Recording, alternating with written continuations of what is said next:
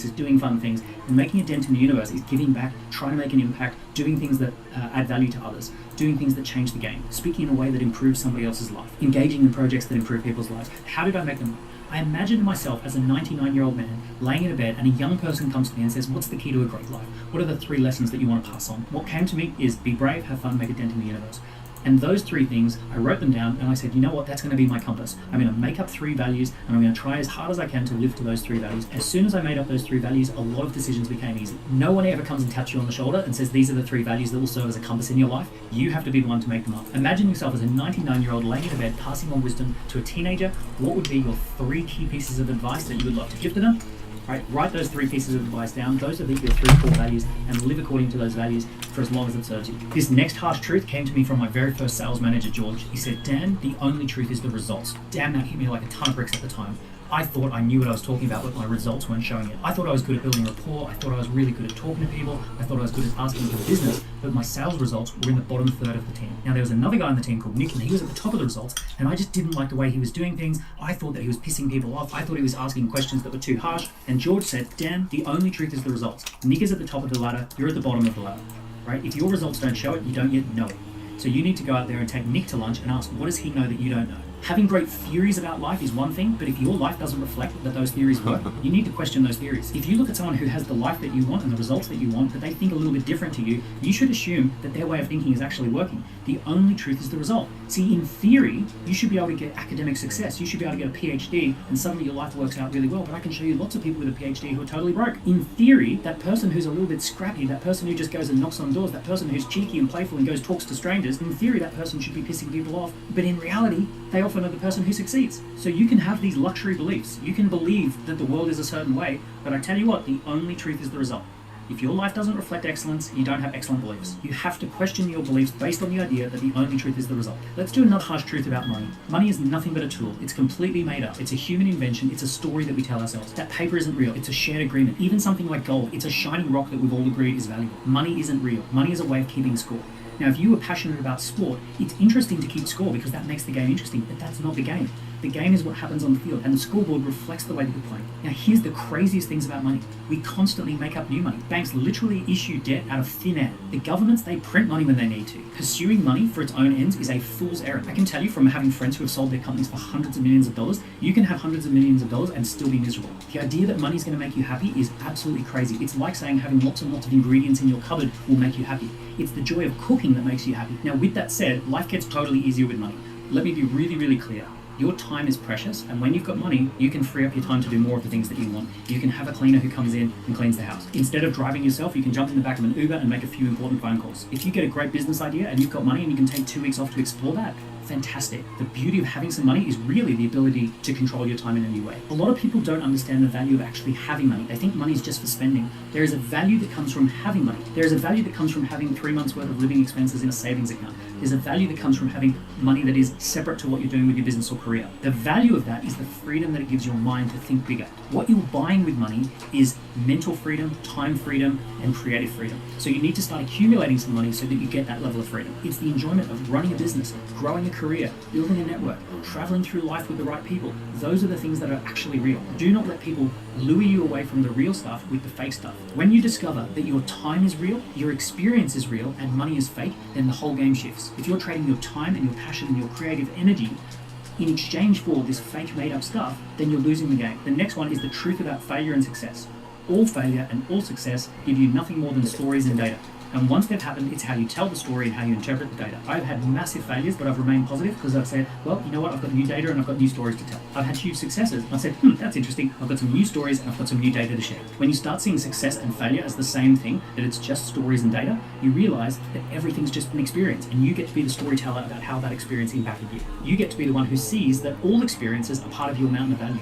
Your high points, your low points, your triumphs and your disasters, they are all stories and they're all data. It's all part of the ingredients for what you do next. I have seen people who have failed dramatically and then they've gone on to succeed wildly because they took the story and they took the data. I've seen people succeed massively and then they've been miserable because of the story that they took from that. Now, you may be slow to learn this, but you will come to know that you will learn more from your failures than your successes. Me personally, I had a boom, then a bust, then a boom, then a bust, then a boom, then a bust. I had 15 years of becoming a millionaire and losing it, and becoming a millionaire and losing it, and becoming a millionaire and losing it. And actually, that's why I succeeded really big after that. Because all of those stories and all of that data informed really good decisions after those facts. I really learned about how the world worked. I never lost trust in the fact that I would eventually succeed. There must be something really valuable that I need to learn here that will really help me make it big later on down the track. I haven't actually learned that much from Wild Success. Wild Success is a really poor teacher. Failure, a good slap around the chops, unbelievable lessons. Here's the harsh truth. Work-life balance is mostly an illusion. There is a season to work hard at the exclusion of other things. There is a season to prioritize your health and wellness at the expense of your career. There is a season where you should go all in on your friendships, and a season where money really, really matters. And you need to pick what is the main focus that is going to dominate a lot of your time. Now, here's the other thing that I would say to someone in their 20s. I'd say this to myself in my 20s. You don't have that many things to balance just yet. So work-life balance should mostly be about work and a few key friendships and a few key relationships. So here's the harsh truth. By the time you get into your 30s and 40s, you have to balance a lot. You're probably going to be taking care of kids. You're probably going to be taking care of parents. You're probably going to be a responsible provider, and a lot will fall on your shoulders. You need to build up to that. You need to be ready for that. In your 20s, if you can lay strong foundations around your work, your career, your money, around your health, your wellness, and especially around key relationships, you are going to set yourself up for a very easy game in your 30s and 40s. If you distract yourself by trying to have this perfect work-life balance and you don't lay strong foundations, life gets pretty hard later on. Now, the other thing I would say is life is long. You don't need to go to that 5-star hotel in Mauritius. There will be plenty of time to do that in your 40s or your 50s or your 60s or even your 70s. You don't have to cram everything into your 20s, but you do need to lay some strong foundations that set you up for your 30s and 40s. Another harsh truth, you're not taking enough risks. You're not putting yourself into risky situations that could really pay off. See, we don't get taught how to evaluate risk in high school. We get taught that starting a business will be risky and having a career is safe. But at the moment, we live in a time of asymmetric risk, where starting a business could cost you a few thousand, but make you millions. Having a career could give you a few thousand a month, but cost you your ability to start a business. In your 20s, you typically don't have little kids that you have to provide for. You could take a risk, you could end up sleeping on a friend's couch, and it wouldn't be the end of the world. What does taking a risk really look like? It looks like talking to that person that you're romantically attracted to and asking them out on a date. It looks like starting that business and seeing how it works out. It looks like jumping on that plane and attending that conference, even though it kind of puts you out of your comfort zone. Talking to that investor and seeing if they're willing to put some investment behind your big idea. Going along to a networking event where people are older than you and wealthier than you and more experienced than you, and you feel totally out of your depth. But that's the place that you're going to get the mentor or the breakthrough. Your risk profile changes as you age. My decisions now, they impact my whole family. They impact my kids, they impact my parents, they impact my siblings, they impact my friendship groups. If I'm too reckless right now, it's not just me that's going to end up sleeping on a couch, it's going to be my whole family who have to find a place to stay. Recently I did something stupid. I jumped on a skateboard, I fell off and I broke my wrist. There was no upside for doing this and a huge downside for getting it wrong. And as a result, I put pressure on my wife where I'm not able to help out around the house in the same way that I was while I'm healing. It was a dumb, silly mistake. Now that's the type of thing in my teens and my 20s that didn't impact anyone else's life. A broken arm in my 40s affects my whole household. Also, in your 40s, if you do something stupid with your reputation, it's very, very hard to get that back. No one really cares what you do in your 20s. You can do all sorts of dumb stuff. You can fall flat on your face 1,000 times. People say, well, it's great that you're trying things, it's great that you're learning. Once you get into your 40s, if you fall flat on your face 1,000 times, they say, well, this person's probably not going to achieve very much. So harness your 20s as a time where you can take more risks, bones are going to heal, businesses are going to bounce back, your career is not going to be ruined by a silly decision. Enjoy your 20s, take some risks. The final lesson is a big picture lesson. What do I think life is about? What success is about? Life and success is about finding really great people and traveling through life together. Isn't that an incredibly weird thing? We're on a rock hurtling through space, orbiting a massive ball. We're here for a split second of time.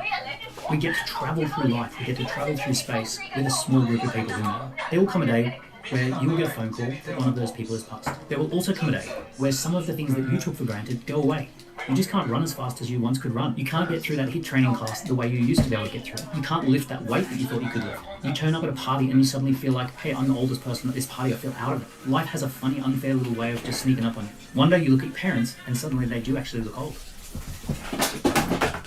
One by one, your grandparents go. The thing that I'm most proud of is traveling through life with some great people. My co-founder I met at 14 and we're still running businesses today. I've got people on my team that I've known since I was 10 years old. I've gotten to a point now where I've got friends in my life who have been there for 30 years plus. Few people talk about these achievements. On Instagram and YouTube, you'll often hear about cars and apartments and houses and travel. You won't hear about the achievement of comforting a friend when their parent goes through a stroke. It's rare to hear someone talk about what it feels like to comfort a friend through a divorce. And that stuff's going to happen. Checking into a big fancy hotel, that's cool. Checking out, you forget it pretty quickly. When you look back on 20 or 30 years, being there in a hospital with someone, that feels like a real achievement. What I'd say to young Dan is that you're excited about these huge achievements, like multi-million revenue, being told that your company's worth a lot of money, being able to jump on a plane and go to an incredible holiday. What you probably don't realize when you're 20 is that the big achievements will be hanging out with people during ups and downs. Being there when a parent or a loved one has to go into hospital. Speaking at your grandparents' funeral. And even if you achieve all the big stuff that goes on Instagram, some of your biggest regrets will be not jumping on the plane and being at your friend's wedding. It'll be not being there when your grandparent went into a nursing home. The stuff that we think of as peak experience is actually pretty meaningless, and the stuff that really does offer a peak experience doesn't make Instagram. But if I was to sum up this lesson, it would be to spend a little bit of time on a rock around the sun with a small group of people that truly matter. Don't overlook that. And so that's what I take as my takeaway from that. Like on one hand, you've got Eric and some of these super creators who are spending thousands of hours on a one single piece of content. But I think if you like do consulting or you do some sort of work where you do the same thing over and over again, like you can have like a 4-to-1 ratio. If I go into a meeting, it's a 60-minute meeting, you take 15 minutes before you get into the meeting. And I think like a 4-to-1 ratio is really, or 1-to-4 ratio. Like if it's a 8-hour day, spending 2 hours. If it's a 60-minute meeting, spending 15 minutes. If it's a 20-minute meeting, spending 5 minutes before you get on, will make the 20 minutes 2-3 times more effective by just having that little bit of block to say, who's on this meeting, what's the background of this, what's the agenda, what problem are we trying to solve. It just absolutely focuses you and makes you a driver in the meeting. I can just absolutely like promise you that. Now, third one. When we have founders who come into the portfolio, so when we invest in a company, one of the things that happens most commonly is a lot of them are running paid ads or they start running paid ads. So it's either way. So either they're running ads and they hit some sort of plateau, or they want to get into running ads. And so I'll tell you the story that I explained to almost all of them, which is, I say, all right, how many, what do you guys spending today? And they're like, all right, we're spending 5,000 a day. Okay, fine. So how many new ads are you making per week? And a lot of times they're like, oh, we record ads once a month. And I'm like, okay, well, how many ads do you make? And they're like, usually 5 or 7 ads. And I'm like, okay. So let me give you some context. We make about 30 ads a week. And that's new unique video. Now, that's not repurposing of that. That's 30 core pieces, which then get zillioned out in terms of like, let's take the hook for number 1 and put it as number 3 and then redo the same video. Those would be permutations that go from 30 to like 100 pieces of creative. And as soon as I explained that, they're like, oh. And I was like, so you're doing 5 to 7 and you're complaining that you can't scale. But the reality is that you just can't scale given this level of creative. Like if your creative is a 5 out of 10, you can get to 5,000 a day profitably, but you're not getting to 50,000 a day profitably because you're not getting that 1 out of 100 ad that can scale to colder audiences or newer people. And so it's just the, like, if you have a mediocre ad, like many of you guys who start running ads are like, oh, I get it to $100 a day, but I can't get it to be profitable at $500 a day. It's like, yeah, because your ad is so bad, it can only go to the absolute hottest audience. And then as soon as it goes outside of that very hot audience that kind of knows you a little bit, it stops working, right? And so if you went from a 5 out of 10 ad to a 7 out of 10 ad, then all of a sudden it's like, oh, I can get to $500 a day. And if you get to an 8 out of 10 ad, you can go to $5,000 a day, right? But the 9 out of 10 and the 10 out of 10 ads, like that's what goes to the world. But in order to get that 10 out of 10 ad, you have to show some preparation before you do the ads and actual total volume of doing the ads itself. And so I share this stuff because my entire goal of this right now is to reset your expectations of the amount of preparation that it takes to be good. Because it's so easy. It's like mediocrity is so easy to do because you just do something and hey, anything's better than nothing. So if you're doing nothing, then absolutely start. But what happens is people are like, why isn't it working for me? And it's not working for you because you're not working nearly as much as what is required to get that level of output, right? So let me tell you a different story. So I had a buddy of mine's a billionaire. He wants to start making content, which is I'm a huge proponent of this because he actually has stuff to say. And he's still learning the content game, right? And so he's like, hey man, can you look at my Instagram and tell me, or sorry, can you look at my social media and tell me what I'm doing wrong or what I should be doing better? And so before I pulled up his thing, I was like, well, how many posts are you making a day across all platforms? And he was like, 1. I'm doing 1 a day right now. And he said it like that, kind of like, he was like, yes, I'm doing 1 a day right now. And I was like, all right, man. We make, at the time, we were making 50 a day. We make more than that. And he just looked at me and he was like, you don't need to say anymore. He's like, I got it. Like he understood in that moment the same thing I did when Eric showed me his prep days for his YouTube videos. I was like, I get it. Like he's like, thank you for resetting my measuring stick. That's what he said. He was like, you reset my bar, reset my expectations of how much work it takes to get to that level that I want to get to. And if you want to get around people who are actually winning, who look like you, who smell like you, who talk like you, and are doing what you want to do, I'd like to invite you to the School Games community at school.com/games. I take calls in there. I put content that's like this and more personalized inside of that community, and I drop a huge amount once a month, an 8-hour training on how to actually take this stuff and win anyways. And so if that's interesting, school.com/games. See you there. I share this stuff because I think one of the biggest gifts of surrounding yourself in a championship team. So there's a book by Angela Duckworth called Grit, which is a good book. But one of the things that they talk about in the book is that one of the best ways to develop grit is to surround yourself with people who have grit. So one of the for sure ways to get better at a skill is surround yourself with people who already have that skill who are ahead of you. And so that's why joining a championship team is one of the best things you can do to understand what is required to win. And so when you're, the story that she tells in the book is swimmers who want to get better at swimming, if you can make the state team or whatever of like a championship team, all of a sudden there's standards of work that you didn't understand is what everyone's doing. So you go from like, oh, well, I'm swimming twice a week, and that's what you can do to be best in your high school or whatever. I'm making up the numbers. But when you go to the championship team, you realize that they do 3 hours a day, twice a day. And all of a sudden you're like, oh. And it's that same moment I had with Eric was like, oh. And the same moment my friend had when we talked about the social media was like, oh. It's just this massive bar reset of like, oh, this isn't like a 2 times as much thing. This is like a 50, 100 times as much. And so it's just, when you realize how much work it takes to get good, you realize how few things you can get good at. And that's where the focus becomes so important, because the only way to get that good is to do a few things. And so that's where the strategy of picking or prioritizing the things that you want to get good at becomes more important, because you just can't do 100 times the work on 100 different things. And so making sure that you're allocating your resources to the one thing that matters most, which then forces you to prioritize what you're spending your time on, which, by the way, I think is a really good activity. If you could spend a day or a week saying, okay, if I could only have one thing be true about our business, if I could have, like, if we have more traffic than anyone else, we will win based on this model or whatever it is that we have. If we have more referrals than anyone else, then we will win no matter what. If we have the best advertising in terms of paid ads, if we just had that one thing, we will win. If you can be very clear about that one point of leverage, then you attack it with absolute onslaught of hours of work and repetition and preparation for those repetitions that then you'll do even more. And so it's like, I'll give you the ad example I was saying earlier. If I'm doing 100 ads a week and my competitor's doing 7 ads a month, I'm doing 400 to his 7, all right? So I'm doing, I don't know what the math is there, but a lot. It's at least 50 times, 60 times more, right? Than he is in terms of volume. But not only that, but when I go into that advertising day, what am I doing beforehand? I'm prepping I want to prep all the hooks at a time. I want to do research of past ads that have done really well. I want to take different ad styles that I've seen across social media in general that I liked. I'm like, I wonder if we can make a version of this for how we're going to advertise our thing. And by the way, I love taking from other spaces, like seeing a hotel ad or an Airbnb ad. Ooh, that's would work really well in the software company that we have. Oh, we've got this dry cleaning business that would work really well, this ad for a gym or whatever, right? And I have this little swipe file on my phone where whenever I see an ad I like, I save it, and then I also screenshot it so that when I get into my prep sessions, I already have my stuff that I want to use to prep in front of me. And so one of the big other things besides resetting your bar of expectation of how much prep it takes to win is that the more you prepare for stuff, the more frequently you do it, the better you will get at preparing. So preparing in and of itself is a skill, right? And so like the first time you prep for making ads, the first time you prep for making content, it's going to take you longer and you're going to be less efficient at it. But if you know, for example, this is your 100th time preparing for making a podcast or whatever, like this is my prep for this little podcast here. I wrote this out ahead of time. I was like, these are all the things I wanted to hit on because I think they're important, right? And so I think in terms of resetting the bar, start thinking in hundreds rather than ones and twos. So it's not that somebody's doing twice as much work or 3 times as much work. They're doing 100 times the work. And in the example I gave earlier, sometimes way more than 100 times the work. 2 more quick things on this, and then I'll let you go about your day so you can start preparing. So Elon Musk recently talked about something, well, not recently, but I heard an article or an interview from him that he said, he referenced Parkinson's law. So Parkinson's law, for those of you guys who don't know, is that work expands the time of life, right?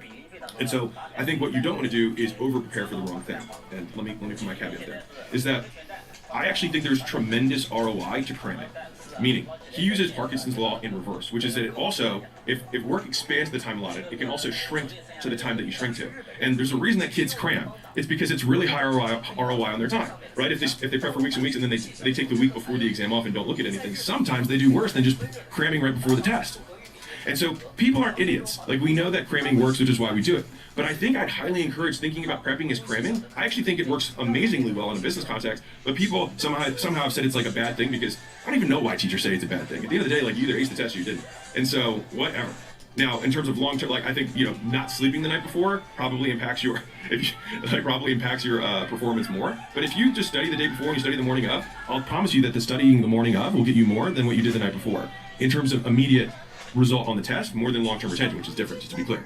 But the thing is if you're doing a meeting, you're going to take notes, and then you're going to delegate stuff. And so you being able to run that meeting effectively based on you cramming for that meeting, super high ROI on your time. And so I absolutely love the concept of cramming within the world of business, because a lot of times you do have something you just need to do once, and you need to impress the client, you need to impress the boss, you need to just come prepared for a company presentation that you're doing in front of a whole team or a department or the whole company entirely. Going back to the 2 types of work there are, is that the 2 types of preparation you have. You have preparation for things you're going to do that you do many, many, many times, which you get better and better preparing for, which means you can actually shrink the amount of time you need to prepare. And I think the closer you do the preparation to the event itself, the more valuable it is. And so that is why take the 5 minutes, literally actually take the 5 minutes before the meeting to say, okay, this is John. Let me look at his profile real quick. Okay, John's, he's out of Milwaukee. Okay, the Bucks are doing well. Let me see if he follows the Bucks. Okay, he tags something there. And his wife's name's Joyce. Okay, got it. So you get on the meeting, you're like, dude, John, how's it going? Dude, the Bucks are killing it. Oh, that's fantastic. How's Joyce doing? She's good? Great. And I saw, is this Mike? He's your VP of customer success? Hey, Mike, nice to meet you, man. I was just looking you guys up before I got on. Really cool stuff that you guys are doing at XYZ Corp, right? As soon as I say that, they're like, immediately, in 60 seconds, they're like, this guy prepared. And that's what it communicates. And the thing is that the idea that someone knows that you prepare literally separates you from so many other people who just show up and they're like, oh, what are we going to do today, right? And so, sure, you should absolutely be prepared in terms of the agenda, in terms of your scripting for how you run these meetings, but you get so much return on demonstrating that you prepared. Like, people know if you prepared. It completely blows them away. And I still, to this day, I get, people are they're like, dude, thank you so much for taking the time. Like, I feel like you knew our company. I feel like you knew our business, like, even better than people that I've spent, I've had vendors who did all this stuff, and I was like, yeah, I'm not going to walk into a meeting not knowing what I'm talking about. Like, what are we going to do, spend the whole time fact-finding before I can actually make a recommendation around something? Well, that's such a waste of time for you and me, because I know what I'm looking for. And it's going to be really inefficient for you to exchange it via verbal, and I can just click around and find out what I need to do. Especially if you're looking at it from an external way in to like, okay, why are prospects not converting? Well, I don't need to talk to you. I should look at what somebody who doesn't talk to you would see so that I can make the recommendations or conclusions. And sometimes that kind of preparation is more valuable because they're not going to they're not going to give me the whys and the why it's difficult, because I don't care. I'm a prospect, right? At least I'm going to put those glasses on.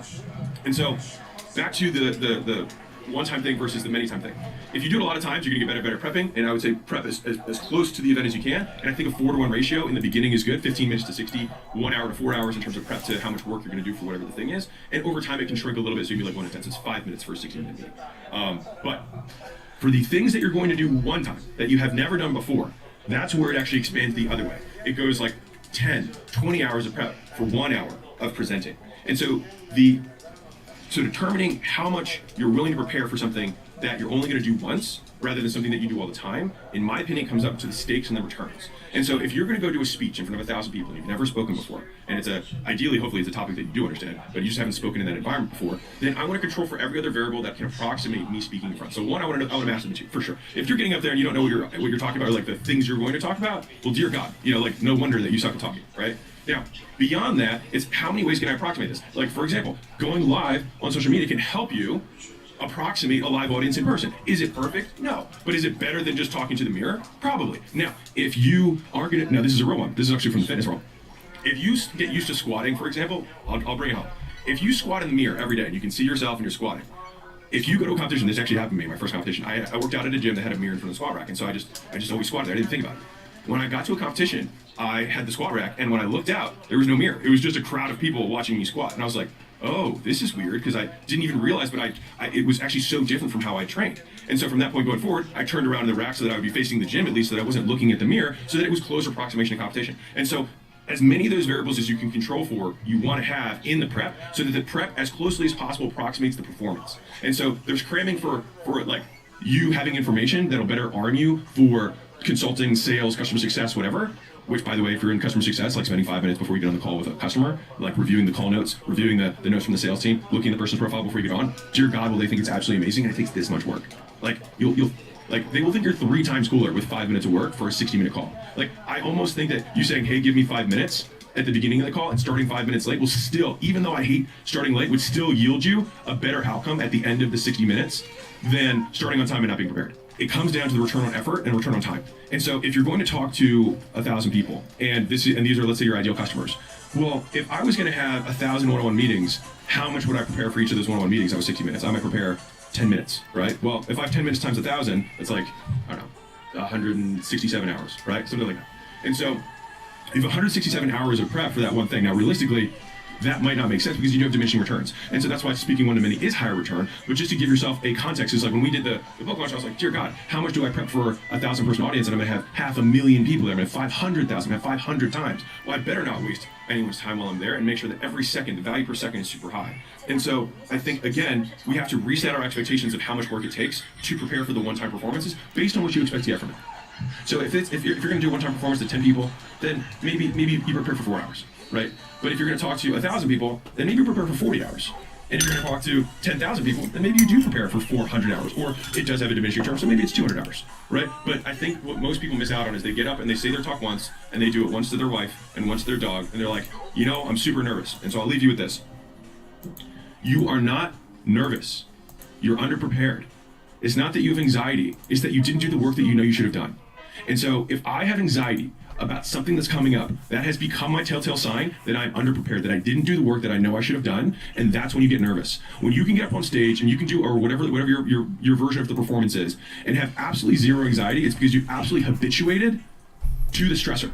And so, for example, if you want to get someone to stop being afraid of spiders, the fastest way to do that is get them into a room with spiders and let them sit there, have a fucking panic attack, pass out, wake up again, pass out, wake up again, until eventually they habituate. They just realize that they don't die, and they're still there, and there are spiders, and they keep living. And then the phobia is gone. They habituate. And so what you want to do, or at least how I like to do it, is I want to habituate to the stressor, which is if I'm stressed about this thing, then it means I haven't prepared enough. And so it's not imposter syndrome. You're just inexperienced. You're just not good enough yet. And so I want to make sure that I can control for all the controllables first, and then leave room for the uncontrollables, but have all of my bandwidth available so that when the mic cuts out, or the presentation isn't working, or my clicker runs out of battery, all of these things have happened, that I'm still prepared enough that people then are like, damn, he handled that really. This week I turned 45 years old, and today I want to run through the best lessons I've had in the last 25 years. What do I wish I knew 25 years ago, having 25 years of business and adulthood? I started out as an entrepreneur in my early 20s. I built 7 startups that went from 0 to $1 million in their first 12 months. I've helped 3 businesses that went north of 10 million in valuation. I've crashed businesses where I had to start again. I've done that multiple times. I've had an amazing marriage. I've had 3 kids. I've had multiple billionaire mentors that I've spent actual hangouts with. I've traveled the world. I've been on private jets and big fancy yachts. I've backpacked through jungles. So from all of that, I've learned lots of different lessons. And today I want to run through all of my heuristics, all of the key ideas that I've learned in the last 25 years that I would love to go back and share with someone in their early 20s who's just getting started. In fact, the last lesson I want to share with you in this video, it's going to be a little bit emotional for me to share. Oh, this one makes me emotional. So let's go through them one at a time. In no particular order, but I'm going to start with this harsh truth. You get what you pitch for, and you're always pitching. So let me be really blunt with you. I don't think you're pitching big enough. I really do not think that you are expressing who you really are in the world. I think that you contain really incredible insights. I think you've got great opinions. I think you've got great ways that you would love to steer the ship, but you're not telling people, you're not talking to people, or you're telling them in a soft, gentle way. You're not pitching it into existence. What I wish I could say to you, if you're a 20-year-old Dan, is get off the fence and start pitching things into reality. Harsh truth number 2 is prolific beats perfect. See, what I think is holding you back is that you just want to put something out that everyone loves, and you're just scared of what people are going to say if you put something out that's a little bit mediocre or that's not great. You must get over this. Please, I'm begging you, put more stuff out there. If people don't like it, it's just data. The truth is, in the age of algorithms, the stuff that's no good won't get traction anyway. Only a few hundred people are going to see it. It's only the stuff that's good that takes off. So the more stuff you put out there, the good stuff has an opportunity to rise to the top. Be more bold, be more brave, get more stuff out there. For me personally, I've written 7 different books and I've co-authored a few as well. I've put out hundreds of different videos on YouTube. Some of them get great views, some of them not so much. You might have seen me on Diary of a CEO or Ali Abdaal's podcast, which got millions of views. If you look a little deeper, I've done hundreds of podcasts that got less than 200 views. And what I've discovered is failure or mediocrity is not the opposite of success. It's the lead up to success. It's a key ingredient of success. You can't have success without mediocrity and failure as part of the journey. Here's the harsh truth. Older generations got the opportunity to buy property for cents on the dollar, and it's unbelievably unfair how difficult it is to get on the housing ladder. It's so unfair how difficult it is to buy into stock markets that are massively inflated at the moment in many cases. A lot of the traditional assets, the traditional ways that your parents and grandparents became wealthy and became rich, are no longer accessible to younger generations. But here's the good news. This new generation has this new, completely different type of asset. An asset is anything that adds value regardless of what you're doing. If you've got a book out there on Amazon, that is an asset that's adding value regardless of what you're doing. If you've got a YouTube video that's winning you business and bringing you clients, that's an asset that's doing things regardless of where you are, whether you're on holiday or whether you're taking the dog for a walk. That video is out there winning business for you. These are new economy assets that you can buy really, really cheap. Your children and your grandchildren will say, I cannot believe how lucky you were to be alive at the time when YouTube was just getting started, to be alive at the time when podcasts were in their infancy, to be alive at a time where you could put a book on Amazon relatively easy, right? So there's these new economy assets, this intellectual capital turned into digital assets. That is your opportunity. And also, those assets will then lead to being able to buy the more established assets. The first 15 years of my career was all about building digital assets that gave me enough money to then transfer some of that wealth into traditional assets. Please do not dwell about the opportunities that your parents and grandparents had. Get into the opportunities that are right for you. There are assets assets that you can own that cost you almost nothing to create. The next harsh truth is most opportunities are downstream from attention. Without attention, you can't make an opportunity come to life. The really harsh truth is that you have a business idea, you want to get it in front of people. You want to raise money, you've got to get in front of people. You want to sell products, you're going to have to get in front of people. Getting in front of people is a massive skill. Getting in front of people is an essential ingredient to success. There is no point being a hero in the eyes of your dog and your cat and nobody else knows who you are. In order to be successful, you have to get attention. There are people who are massive introverts. Richard Branson is a massive introvert. I've met him, I've spent time with him, he's an introvert. Tim Cook is a massive introvert. He was able to hide in the shadow of Steve Jobs for many, many years until such time as he had to get out there and get the attention for Apple. These people, they're introverts, they understand the power of attention. Getting in front of the right people is half the battle. Now you sit there and tell yourself a story that you're not born into the right family, you're not born into the right location. Stop hiding. Stop playing small. Stop sitting in the shadows. Stop waiting for someone to point at you and say it's your turn. Or let me, in this video, point at you right now and say it's your turn. Get out there, get in front of the people that you need to be in front of in order for your ideas to come to life. I have no qualifications. I have no special skills. And yet, I put myself out there and I say, you know what, I'm going to write a book, I'm going to put some YouTube videos out there, I'm going to get myself on podcasts, I'm going to get in front of the right people. The more I've been able to capture attention, the more I've been able to grow and scale my ideas into reality. The next one is everything is a team sport. Everything that you want is a team sport. Even when you see a solo tennis player playing tennis by themselves on the court, behind the scenes is an amazing physiotherapist, an amazing coach, an amazing assistant, right? Everything is a team sport. Half the battle of succeeding in life is recruiting the right team. You've got to get people onto your team. You cannot do it all on your own. I have never worked in isolation. I've never been on my own. When I was just starting out, I recruited people onto my team. Now, who did I recruit onto my team? People who didn't have many opportunities. Now, when most people think about recruiting a team, they think about hiring someone who's ex-Google or ex-JP Morgan, but the person at the local bar or pub is going to quit their job and come and work with you. That door-to-door salesperson who's looking for something better will quit their job and come and work with you. Everything's a team sport. If you want to scale a company, you probably need some mentors, some angel investors, some salespeople to join your team. If you want to get fit and healthy, you're probably going to need a team of people around you who want to go on a fit and health challenge. Stop thinking that you can do this in isolation. Stop thinking that first you'll become successful on your own and then you'll start hanging out with the right people.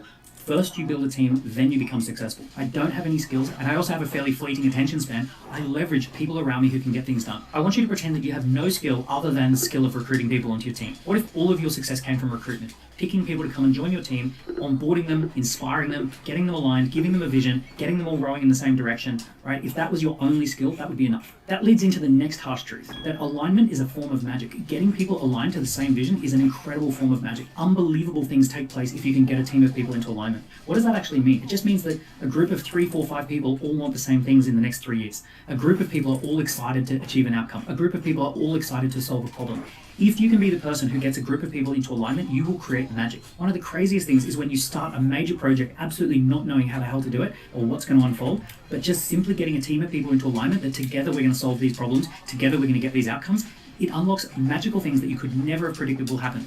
Alignment is truly a form of magic. I would go so far as to say, if the people around you are not aligned to the same goals, it's almost impossible to succeed. What I would say to 20-year-old Dan is take the time to get people into alignment. Go out to that cafe, sit around the table with 8 people, tell them your vision, tell them what you want to achieve, tell them problems that you want to solve, and see if you can get the people to stay at the table and say that they're committed to being part of that team and that they're aligned to it. I would also say to 20-year-old Dan, don't try and hoard success to yourself. Get other people to feel that if they succeed, they get to share in the success. We're all going to create this together. Give people opportunities to earn more money, to have more ownership, to have more fun, to achieve bigger goals, to take the credit. And if you can get other people into alignment so that they get all those benefits as well, you all get to achieve way more than you could on your own. The next harsh truth, life is an energy game. Low energy, low results. Negative energy, negative results. Positive energy, positive results. Optimism, great results. You might sound super smart as a pessimist, but guess what? The optimists win the game. The optimists win the game because they have positive energy, and positive energy attracts positive things into their lives.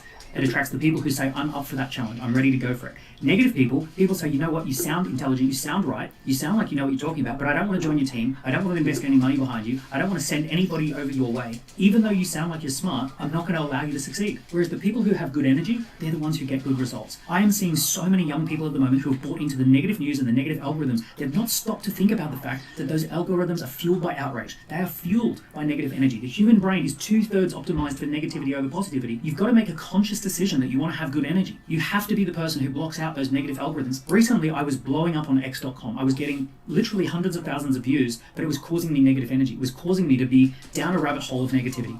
I called out my team and I said, I want you to change the password on my X account, lock me out of it, don't tell me the password, I need to get off this platform because it's too negative. Ever since doing that, boom, my energy levels are back up. I'm positive about the world again, and I'm out there achieving positive things for my life.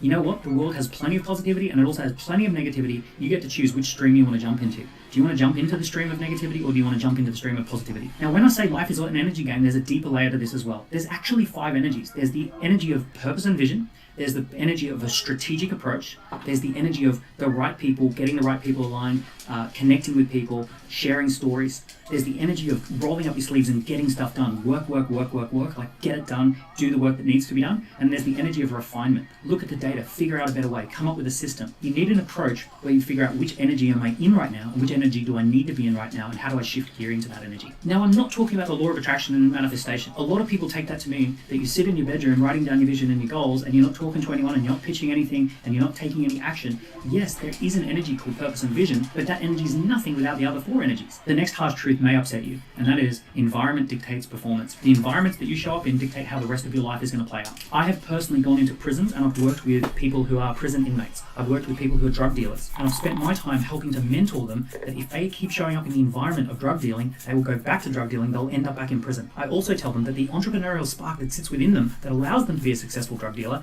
could also allow them to build a legitimate business that's wildly successful. But the key thing that I tell them is environment dictates performance. You have to get yourself into an environment where legitimate businesses are being built.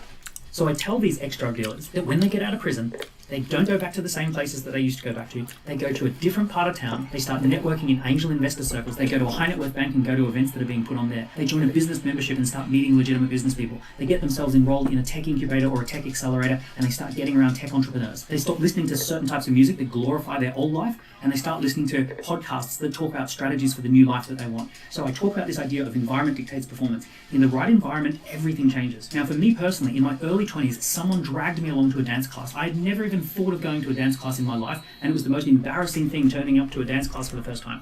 Little did I realize this was one of the most unbelievably cool environments I could have ever been a part of. Within my first lesson, I'm spinning girls around and I'm doing dips and I'm discovering all of these moves.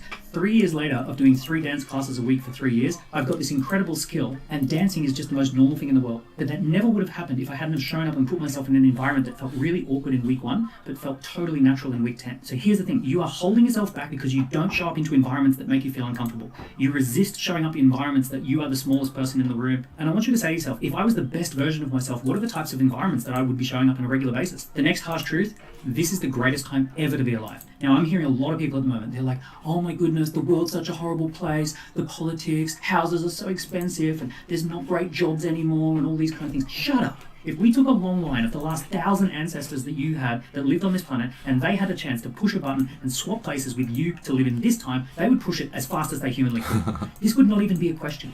Not long ago, tuberculosis killed 25% of the population. Not long ago, most men worked down a coal mine, they worked on a fishing boat, they worked in the military getting shot at. Life has been horrible for centuries. And finally, we have this incredible moment where you can share a message with the world. You can connect with any group of people. You can learn from anyone in the world. Everything you want to know. ChatGPT is there to tell you about it. You've got a lawyer in your pocket. You've got a doctor in your pocket. You've got every PhD ever written fully accessible to you. Oh my goodness, this is the most mind-blowing time in the world. Do not glamorize the past. There was all the same horrible stuff that we've got today, except they didn't have algorithms force feeding it to them. You've got to get control of the algorithm in your head and say, you know what? I've been born at the most incredible time in history. I'm not going to waste this opportunity dwelling on the negative stuff. Now, if I was to talk to 20-year-old Dan, he kind of got it, but he didn't go all in on it. He kind of noticed that YouTube was emerging, but he didn't go all in for another 15 or 20 years. He kind of saw that digital businesses were a superpower, but he didn't go all in for the next 15 years. And I would say, my goodness, don't just like intellectualize it. Really own it and go all in on it. We are living in incredible times, young Dan. Make the most of it.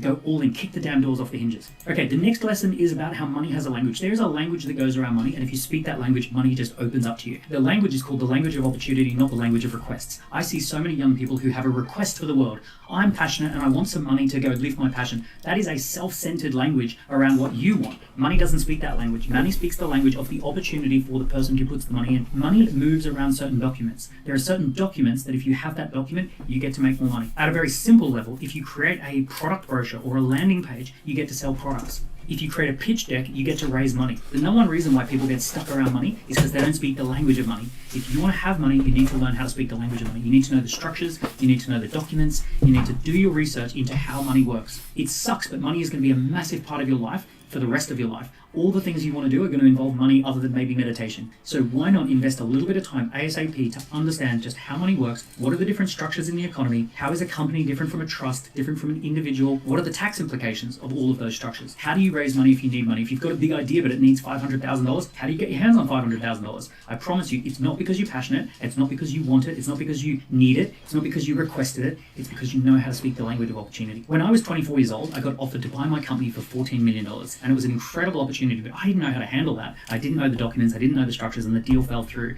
I didn't get $14 million that I could have gotten at age 24, and it was simple. I didn't have a mentor who steered me in the direction of talking that level of money.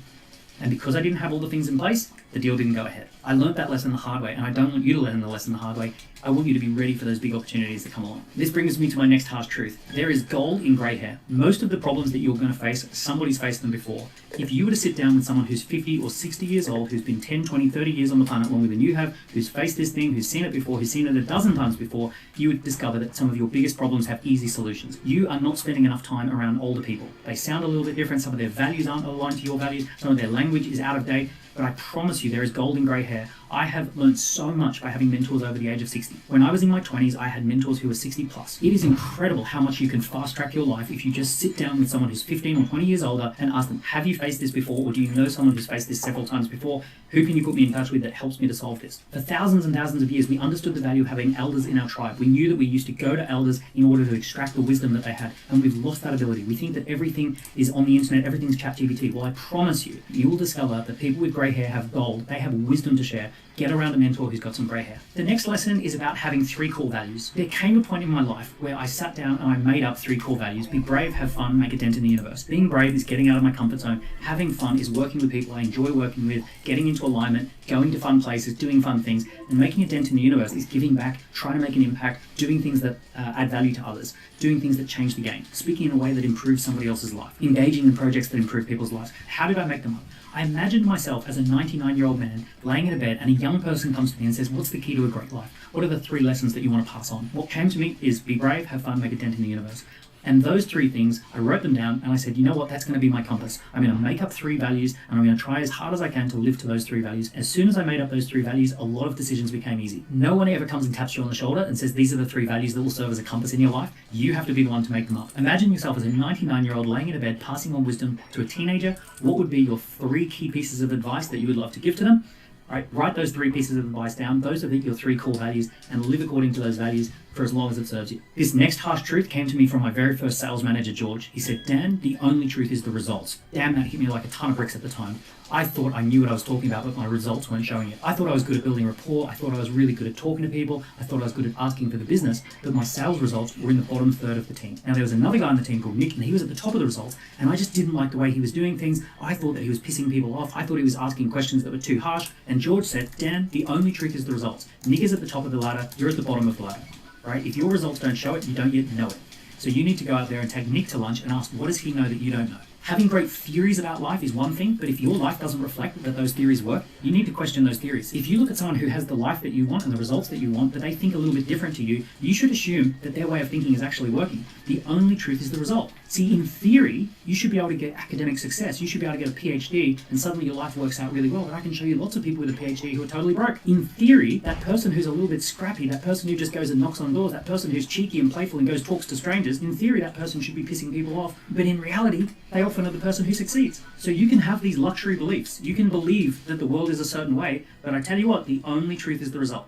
If your life doesn't reflect excellence, you don't have excellent beliefs. You have to question your beliefs based on the idea that the only truth is the result. Let's do another harsh truth about money. Money is nothing but a tool. It's completely made up. It's a human invention. It's a story that we tell ourselves. That paper isn't real. It's a shared agreement. Even something like gold, it's a shiny rock that we've all agreed is valuable. Money isn't real. Money is a way of keeping score. Now, if you are passionate about sport, it's interesting to keep score because that makes the game interesting, but that's not the game. The game is what happens on the field, and the scoreboard reflects the way that you're playing. Now, here's the craziest things about money. We constantly make up new money. Banks literally issue debt out of thin air. The governments, they print money when they need to. Pursuing money for its own ends is a fool's errand. I can tell you from having friends who have sold their companies for hundreds of millions of dollars, you can have hundreds of millions of dollars and still be miserable. The idea that money's going to make you happy is absolutely crazy. It's like saying having lots and lots of ingredients in your cupboard will make you happy. It's the joy of cooking that makes you happy. Now, with that said, life gets totally easier with money. Let me be really, really clear. Your time is precious, and when you've got money, you can free up your time to do more of the things that you want. You can have a cleaner who comes in and cleans the house. Instead of driving yourself, you can jump in the back of an Uber and make a few important phone calls. If you get a great business idea and you've got money and you can take 2 weeks off to explore that, fantastic. The beauty of having some money is really the ability to control your time in a new way. A lot of people don't understand the value of actually having money. They think money is just for spending. There is a value that comes from having money. There is a value that comes from having 3 months worth of living expenses in a savings account. There's a value that comes from having money that is separate to what you're doing with your business or career. The value of that is the freedom that it gives your mind to think bigger. What you're buying with money is mental freedom, time freedom, and creative freedom. So you need to start accumulating some money so that you get that level of freedom. It's the enjoyment of running a business, growing a career, building a network, traveling through life with the right people. Those are the things that are actually real. Do not let people lure you away from the real stuff with the fake stuff. When you discover that your time is real, your experience is real, and money is fake, then the whole game shifts. If you're trading your time and your passion and your creative energy in exchange for this fake made up stuff, then you're losing the game. The next one is the truth about failure and success. All failure and all success give you nothing more than stories and data. And once they've happened, it's how you tell the story and how you interpret the data. I've had massive failures, but I've remained positive because I've said, well, you know what? I've got new data and I've got new stories to tell. I've had huge successes. I've said, that's interesting. I've got some new stories and I've got some new data to share. When you start seeing success and failure as the same thing, that it's just stories and data, you realize that everything's just an experience and you get to be the storyteller about how that experience impacted you. You get to be the one who sees that all experiences are part of your mountain of value. Your high points, your low points, your triumphs and your disasters, they are all stories and they're all data. It's all part of the ingredients for what you do next. I have seen people who have failed dramatically and then they've gone on to succeed wildly because they took the story and they took the data. I've seen people succeed massively and then they've been miserable because of the story that they took from that. Now, you may be slow to learn this, but you will come to know that you will learn more from your failures than your successes. Me personally, I had a boom, then a bust, then a boom, then a bust, then a boom, then a bust. I had 15 years of becoming a millionaire and losing it, and becoming a millionaire and losing it, and becoming a millionaire and losing it. And actually, that's why I succeeded really big after that, because all of those stories and all of that data informed really good decisions after those facts. I really learned about how the world worked. I never lost trust in the fact that I would eventually succeed. There must be something really valuable that I need to learn here that will really help me make it big later on down the track. I haven't actually learned that much from wild success. Wild success is a really poor teacher. Failure, a good slap around the chops, unbelievable lessons. Here's the harsh truth. Work-life balance is mostly an illusion. There is a season to work hard at the exclusion of other things. There is a season to prioritize your health and wellness at the expense of your career. There is a season where you should go all in on your friendships and a season where money really, really matters. And you need to pick what is the main focus that is going to dominate a lot of your time. Now, here's the other thing that I would say to someone in their 20s. I'd say this to myself in my 20s. You don't have that many things to balance just yet. So work-life balance should mostly be about work and a few key friendships and a few key relationships. So here's the harsh truth. By the time you get into your 30s and 40s, you have to balance a lot. You're probably going to be taking care of kids. You're probably going to be taking care of parents.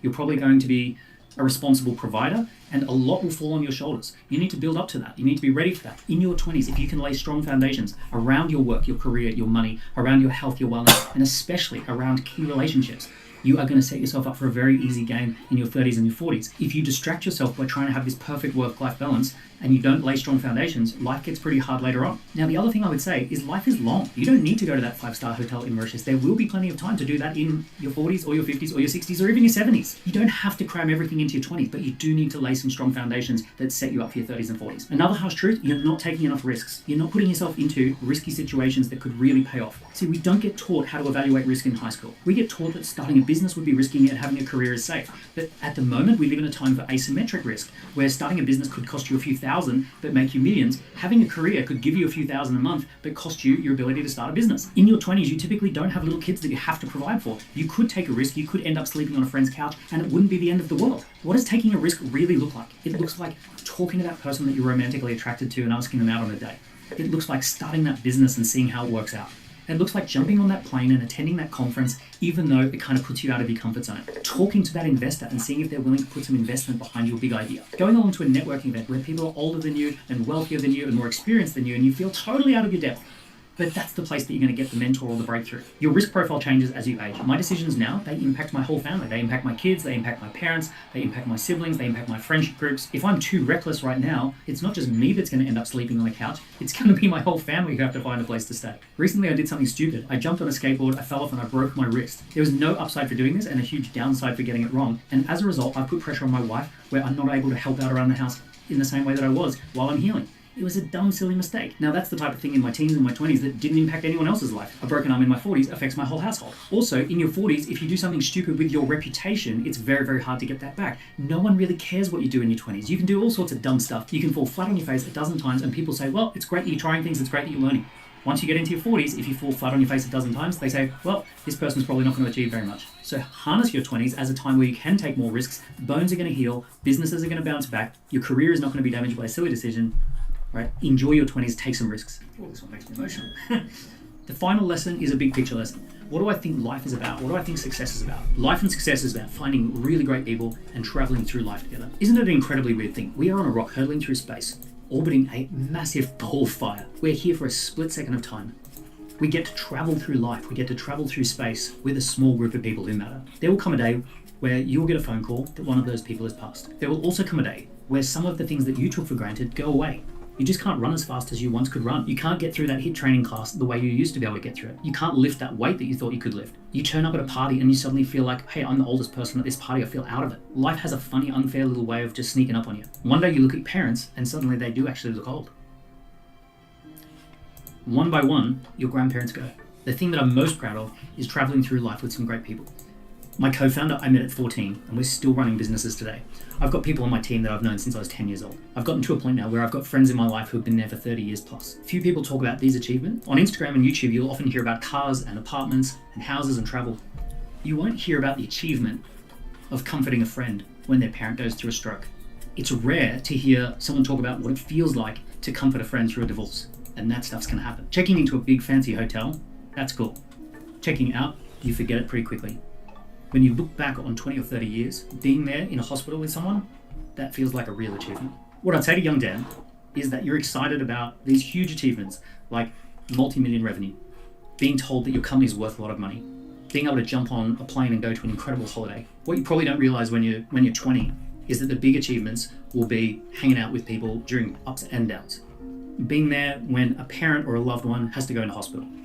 Speaking at your grandparents' funeral. And even if you achieve all the big stuff that goes on Instagram, some of your biggest regrets will be not jumping on the plane and being at your friend's wedding. It'll be not being there when your grandparent went into a nursing home. The stuff that we think of as peak experience is actually pretty meaningless, and the stuff that really does offer peak experience doesn't make Instagram. But if I was to sum up this lesson, it would be to spend a little bit of time on a rock around the sun with a small group of people that truly matter. Don't overlook that.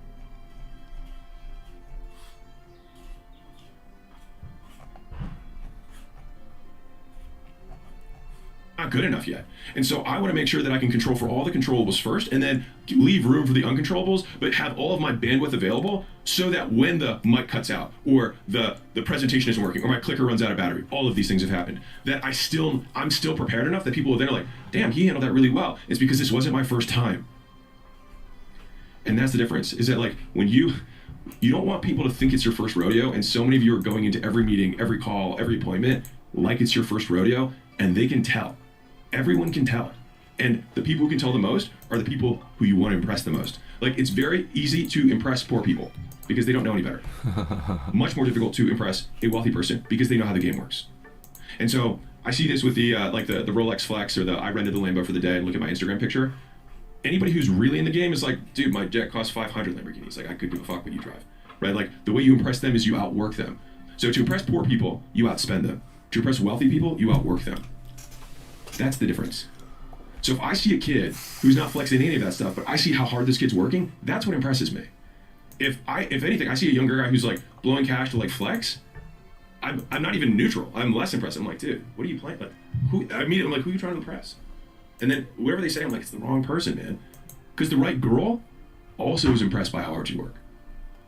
Because they know what that leads. Because people take wealth as an approximation for character, and that's not true. They say, I have this Lamborghini, therefore I work hard. But if you just spend way beyond your means, which is what I see it as, especially if you're younger, I just see that as irresponsible and insecure. And so it's making sure that you're putting the right bait out. And the best bait for getting the right people is the effort that they know you put in when they weren't looking. And you only do that by when you show up the first time, it looks like it's your 100th time. And they know it's the only meeting you have with them and that you took 20 hours to prep for it. They're like, all right, this kid's got it, or this guy's got it, this gal's got it, she gets it. Like, that's all I look, I'm like, immediately, it's just like I had that conversation with my billionaire buddy. He was like, you don't need to say anymore, I get it. And I feel that way with vendors. So if I get on the phone with someone and they have clearly 10 hours of preparation, 20 hours of preparation for that call, they don't need to sell me that hard. I'm like, I get it. You've demonstrated in advance the value that you want to provide before we started working together. Like, I get it. Like, whatever the bill is, send the invoice, team will take care of it, let's start working together. When someone spends all their time trying to sell me, and I'm like, what did you do to prepare? And they're trying to overcome with their words, you already lost. And so many of you guys are losing before you step into the arena. You're trying to ride a bull for the first time on your first rodeo, and then thinking that you need to have some special talent or some natural whatever that's going to make it work. Like why so-and-so is different or better is because that guy has been 3 hours a day, morning and afternoon, every day for the last 2 years riding bulls. And so he doesn't have to think about that. His only thing that he's thinking about when he's on the ring is the uncontrollable. So they can use 100% of his bandwidth for, I had the meeting and then he brought 2 people I didn't expect. Well, tell me more about that. That would work well with page 2. If you turn to page 2 in the prep file I have, I think this will be really applicable for you. And when we get there, I'll definitely need your insight.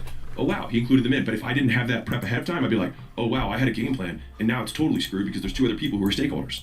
So TLDR, you're underprepared most of the time, most of you. And I'm saying this because I talk to you guys a lot. 5 minutes of prep for a 60-minute meeting will do more than trying to razzle-dazzle your way through with your words once you're on. I think Sun Tzu said, every battle is won before the battle begins.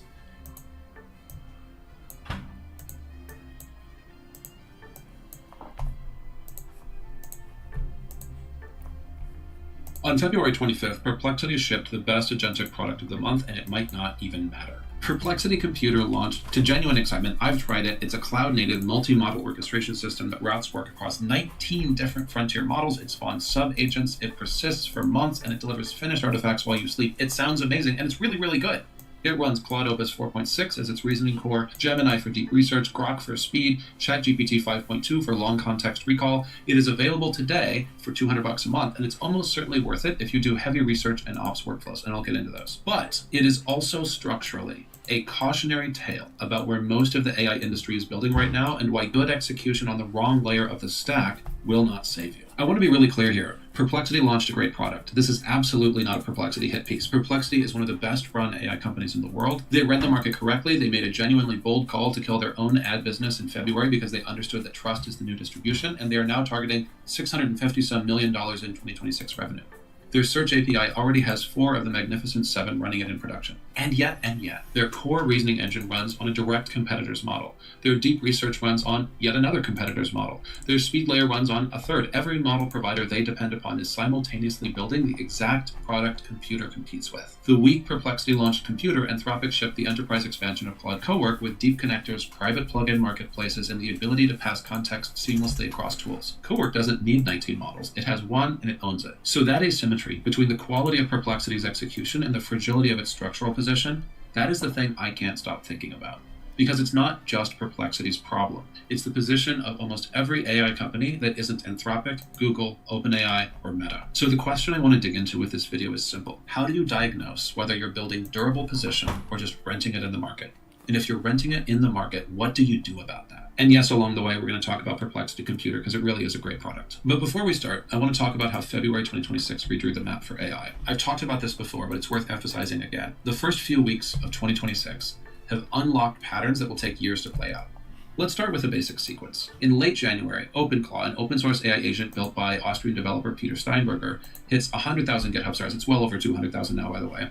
And it becomes the fastest growing repository in GitHub history. It runs locally, it connects through WhatsApp and Telegram, and it takes autonomous action. It manages email, it modifies files, it browses the web. The demand signal is massive. The trust problem is equally massive. Cisco's security team finds a third-party skill performing data exfiltration and prompt injection without user awareness. Someone's agent deletes all their emails. Another's creates a dating profile and starts screening matches without being asked. Imagine that. But despite all of the security flaws, people keep showing up en masse. And OpenClaw eventually spawns an entire project that Peter is now leading at OpenAI. Meanwhile, Anthropic launches Claude Cowork on January 13th in research preview. It's since expanded.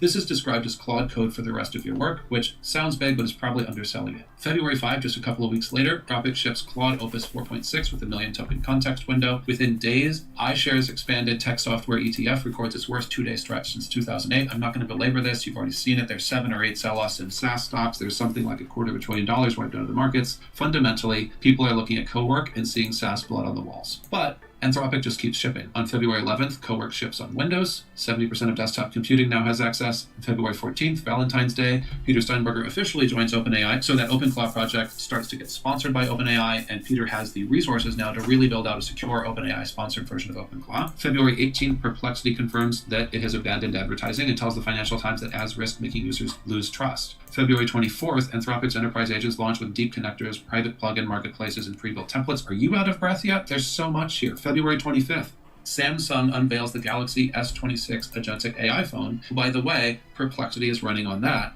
Google previews Gemini agents with a framework called App Functions the same day that lets apps expose data directly to AI agents at the OS level. And, oh, by the way, also Perplexity ships Computer. Whew, that's a lot. So in one stretch, for about 6 weeks between the first half of January and the end of February, the industry stratified into layers with fundamentally different structural economics. At the bottom, the model providers own the weights. In the middle, orchestration and application layers combine models into products. At the top, distribution owners control the surface where users encounter agents. Hovering over everything are cloud providers spending $690 billion a year on infrastructure they must fill with tokens. Now, that structure was something that you could see on the wall in 2025. All that January and February did was harden the demand signal and reveal who is playing at multiple levels simultaneously. The problem for Perplexity is that Perplexity sits in the middle layer, which is the most exposed layer in the system. When a technology stack consolidates, the layer that gets squeezed is the one between the platform owner and the customer. It happened to travel agents, it happened to media companies, and it happens to enterprise middleware. The common thread is if you don't own the layer below or the relationship above, you're just borrowing time. In AI, you're in that trap if you build on models you don't control and serve customers that model providers are now selling to directly.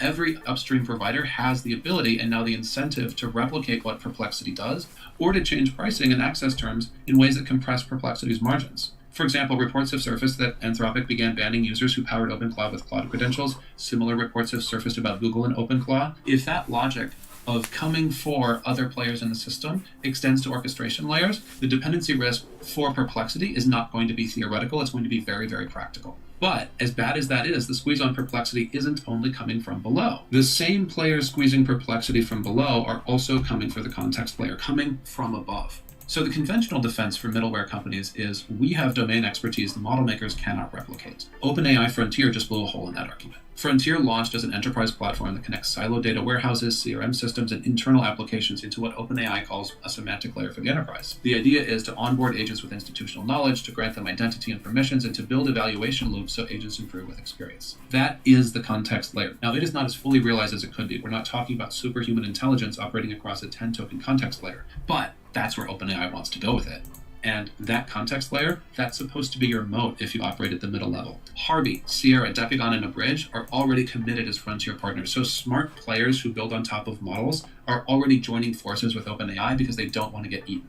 Now, this doesn't mean that domain context is worthless. It means the form that survives may be narrower than people think. If your domain expertise is mostly connecting enterprise systems and teaching AI how your org works, Frontier does that now with forward-deployed engineers. If it's something deeper, if it's proprietary data, if it's regulatory knowledge from years of compliance, if it's operational insight from running specific physical processes, there's still value there. But most companies claiming domain moats have not done the rigorous thinking to figure out if they have true domain expertise that survives this kind of context consolidation or not. The thing to keep in mind here is that the hyperscalers are not neutral referees.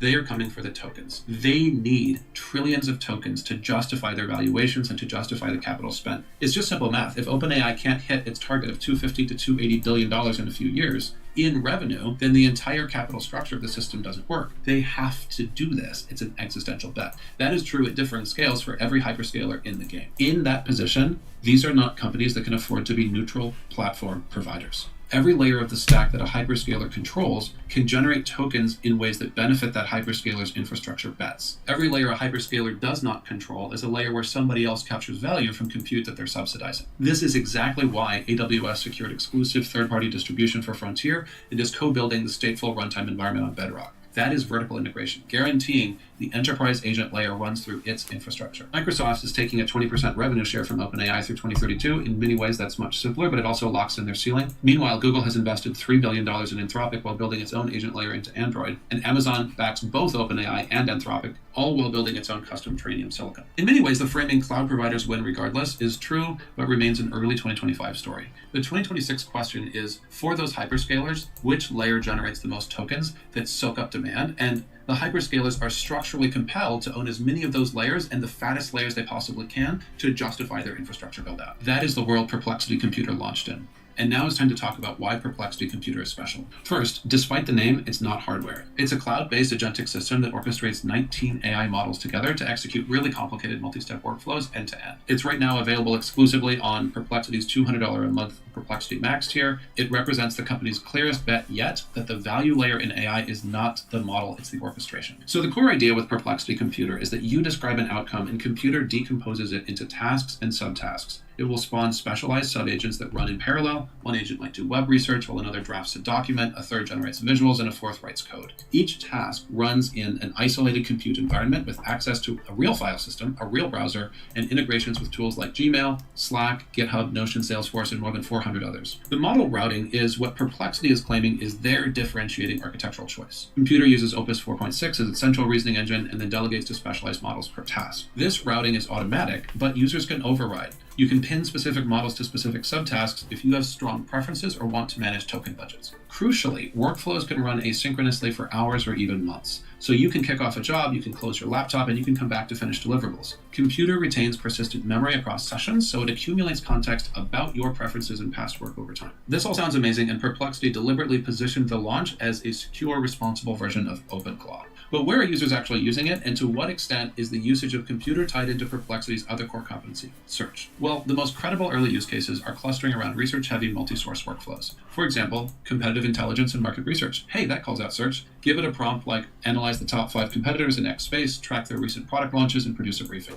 Computer parallelizes 7 different search types simultaneously, reads full source pages, deals with academic sources, deals with web sources, and it cross-references findings and then constructs a structured, detailed report. Another use case, financial analysis and investment memos. This also plays into something Perplexity has been investing in for a while. You can pull earnings data, you can compare margins across competitors, you can synthesize analyst sentiment, and you can output a formatted PDF with charts if you want, or a website.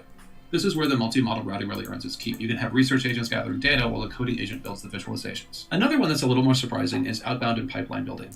An early reviewer tested cold outreach automation, where you have computer find real email addresses, research each prospect's recent activity, draft personalized messages referencing specific details, and send them through a connected Gmail account. The recurring version, daily competitive monitoring, weekly reports, is where this starts to shift from a one-off assistant into a persistent agent that can help with outbound. End-to-end build tasks are something that Perplexity has also touted here, like build me a personal finance dashboard or create a portfolio site for me with case studies and then deploy it. Computer can handle the research, design, code, and deployment loop in one long session, although it currently stamps outputs with a watermark, so you may not want to distribute it too widely. Last but not least, think about content repurposing. You could pull a segment from a long podcast, extract the clip, convert it to vertical format, and add captions. Essentially, it becomes a multi-tool pipeline that would normally require stitching together 3 or 4 services, and you could just do it with computer. So when I look at that universe of use cases, I do see that a lot of them skew into what Perplexity traditionally does well, and that's not a surprise. My honest answer to who should pay $200 a month for this is frankly power users in those specific verticals. If you already spend $100 to $200 a month across multiple AI tools and you're tired of context switching, and any of those power use cases resonate for you, this may be a knock it out of the park win for you. Perplexity's own executives have been explicit that they're targeting people making GDP moving decisions, not just maximizing free tier monthly active users. So if you're a founder who's doing your own research, if you're a solo operator, if you're an executive, they are targeting you and they want to serve you better over time. This makes it a natural fit for consulting and advisory work where the deliverable is a synthesized research artifact. The parallel research engine is genuinely strong for academics as well. Early reviewers consistently note that the research capability, not the flashy code generation, is where computer over-delivers. This is my surprise face. It plays right into their search system.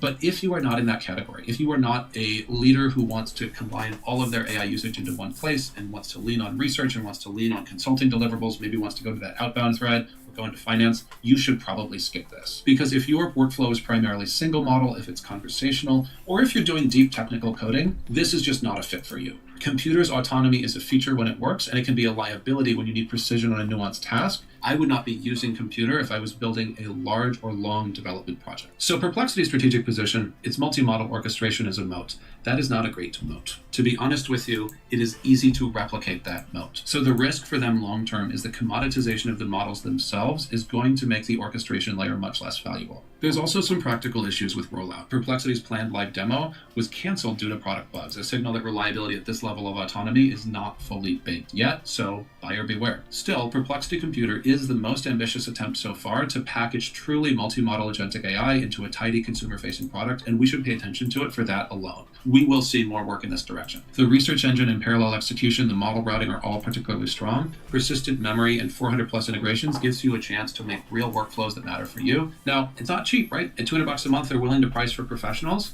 But if that's you, if any of these use cases have resonated, you should go head over to Perplexity Computer and give it a shot. I think you'll be surprised. And yes, I put together a guide on how to dig in and what to make of these use cases with some sample prompts over on the Substack. But having looked at Perplexity Computer in a little bit more detail, I think you're going to start to see where Perplexity is at risk as a company. Because if we step back into the middleware conversation we were having, Perplexity Computer does not solve any of Perplexity's problems. In fact, really, February of 2026 just revealed the trap that Perplexity is sitting in. Perplexity is a company struggling with structural durability, no matter how great their execution is. In that world, it's natural to ask yourself, which structural positions in the software AI stack survive, which have durability, which have an edge? I want to suggest to you that there are 4 that do. Position number 1, know which context to platform, which to retain, and why. So there are 3 kinds of enterprise context. Each of these has a different answer, and yes, you do need to get into this level of detail to think through a structural edge in 2026. So the first type of context is structural context. How systems connect, where data lives, what permissions exist. This is commodity plumbing. Frontier's connectors are going to handle it. If your startup's moat is wiring up Salesforce to Jira, Frontier is going to eat you on a 12 to 24 month timeline, probably much faster. Another layer is operational context. How decisions actually get made, the informal knowledge in senior people's heads. That's more interesting. I think Frontier is aiming to approximate it,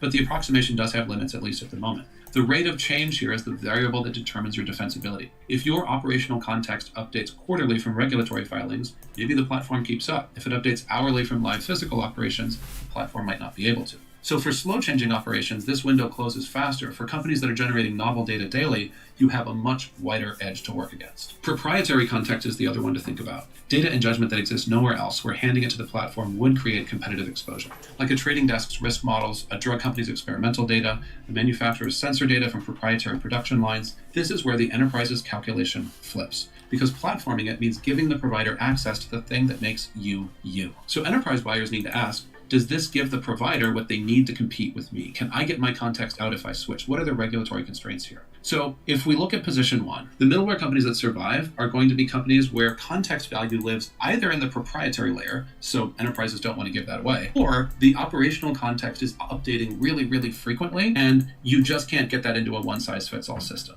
That is the context structural advantage that a middleware company can take and win. And that's just position 1. We have 4 different positions you can win on. So if you think this is all about how middleware is doomed, it's more complicated than that. Middleware is a fragile place to be, but there are interesting opening niches that we're going to explore here. Now, I want you to recognize Perplexity is not in position 1. Computer did not get it there. Perplexity does not have this advantage. Position 2, middleware companies can become the infrastructure the agents call. This might be Perplexity's most durable business. Their Search API already has 4 of the Magnificent 7 using it in production. The Search API powers systems like Cowork. Infrastructure that agents need regardless of who wins the orchestration war is perhaps their most resilient play. This is part of why they partnered with Samsung on those Android phones. So Porter, a financial data company, published a case study showing how Perplexity Finance uses their earnings transcript API as a core data layer. So Porter doesn't compete with Perplexity, it's just infrastructure that Perplexity cannot function without. That's the model. Data feeds, verification services, domain-specific APIs, compliance checking.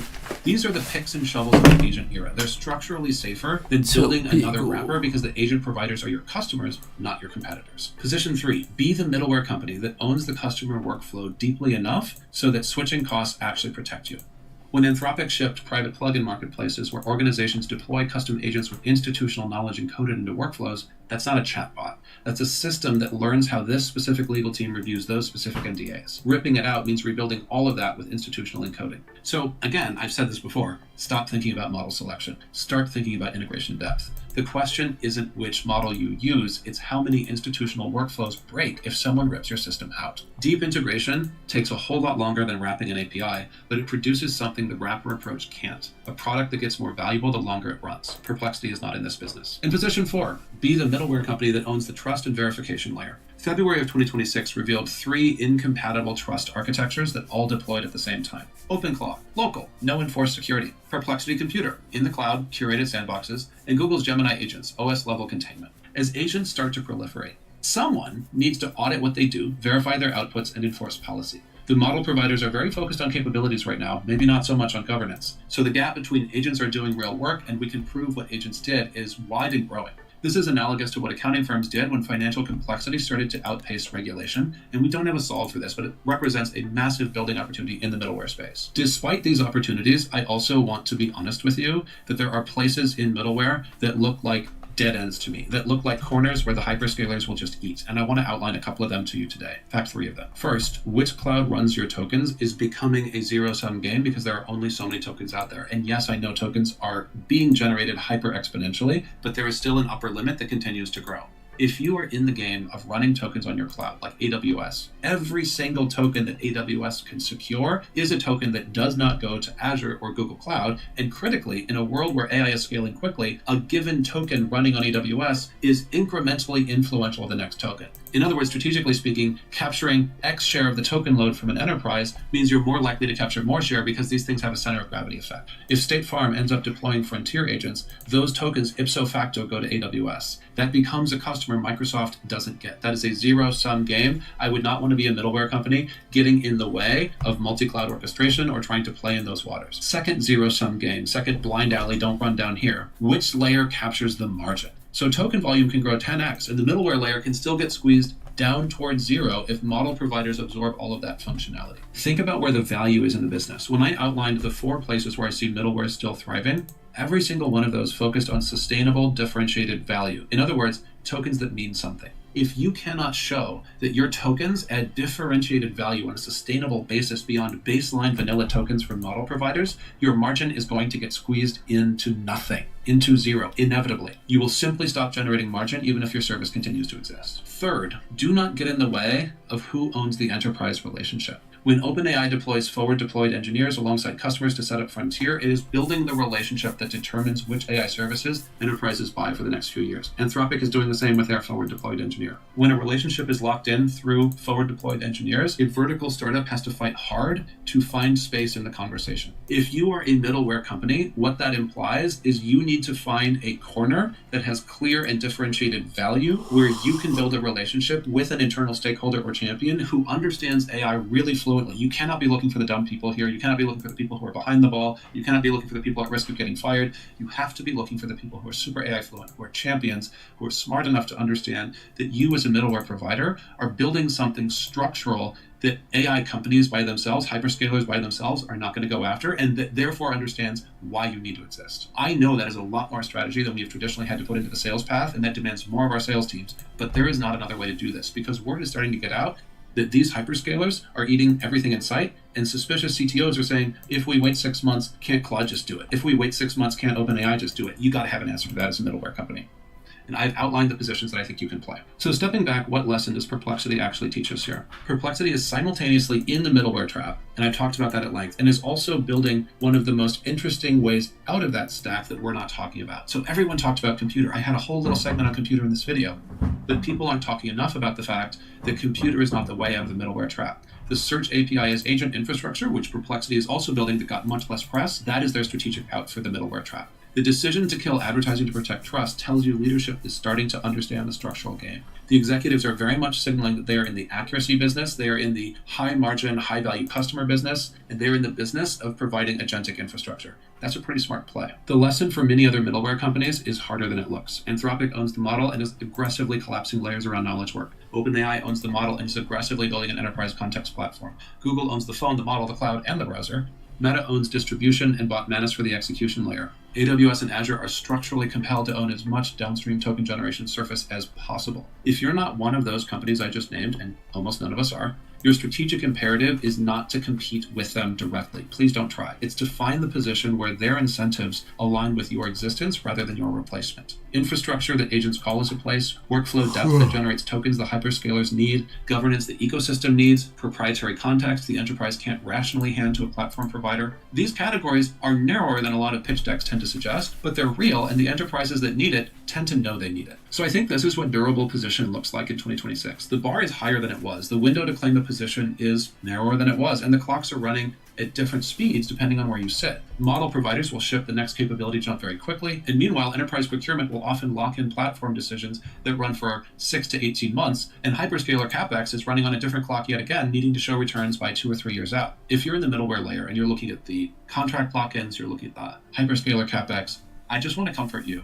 The clock that matters is the first one, the one where we talk about capability jumps. Every model generation that collapses your differentiation is going to narrow the window for reposition. Everybody else is renting their space, and the landlords are getting hungrier. So you have to be super, super savvy about where you position yourself, and you need to recognize that the clock is ticking on a generic middleware position. If you are working at a company that is in this middleware business, and you're listening to this video and you're thinking, oh man, I'm not a CEO, but I'm in trouble, you're probably right, and you should probably take proactive action now and not just sit there and wait. If you are an engineer or a product person or a builder, I've given you a lot of good ideas to go dig into this. If you're a solo operator, if you're a founder, this is your roadmap to start thinking about strategically how you operate in a world with hungry hyperscalers. And if you're in C-suite or leadership, this is something you need to be putting into board conversations as a risk. It's irresponsible not to. In a world where the hyperscalers need downstream tokens, the rest of us have to figure out how to hunt for tokens that are going to be ours. Good luck with that.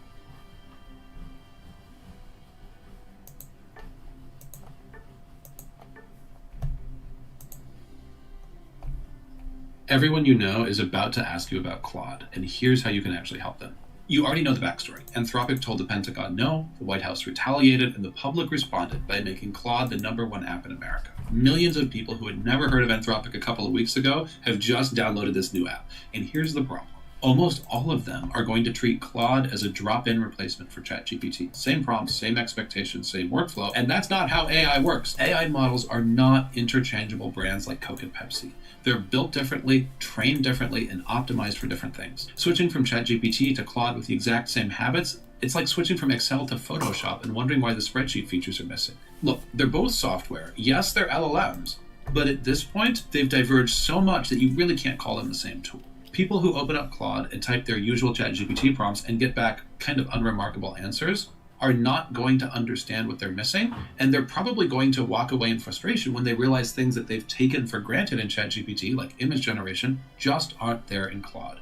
This is the guide for the conversation you're going to have when your friends say, hey, what is this Claude thing? It's not a feature tour. It's a practical explanation of what Claude does differently than ChatGPT, how you can use those differences, and what changes about your work when you do. And it's all grounded in what we can all verify. It's not marketing claims from either company. So what's actually different? The differences are not cosmetic. Claude and ChatGPT were built with very different training approaches and different philosophies, and those approaches produce measurably different behavior. ChatGPT's default behavior tends toward being more agreeable, more expansive, and, at least in some personalities, more warm. If you ask it a question, you often get a thorough answer plus context you didn't request, plus an offer to elaborate. Now, OpenAI has worked hard to rein in the worst excesses of this pattern, but the general orientation, to be helpful, to be thorough, to keep the conversation going, that remains the default. And for hundreds of millions of AI users, this is what they think AI is. Claude was built using an approach called constitutional AI, where the model is trained against explicit principles. Be helpful, be honest, avoid harm, rather than purely optimizing for what feels like a good response.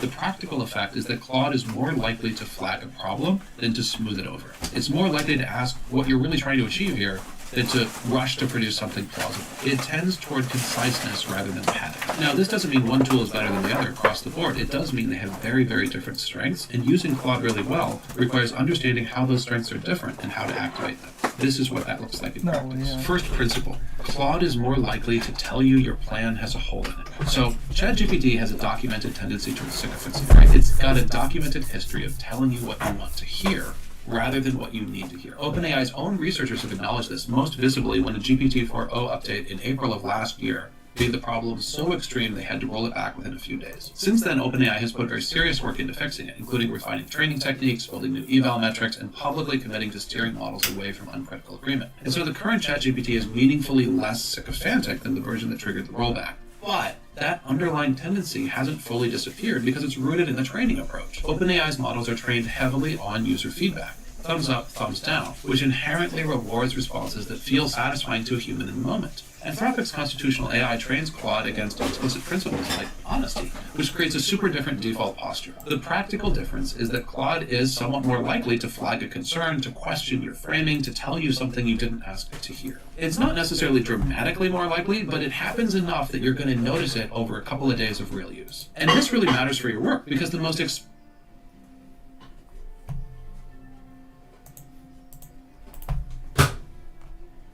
Over the last number of years, we have automated away 4 million manufacturing jobs, and unfortunately, I'm here to say things are going to get much, much worse. Why did you decide to run for president?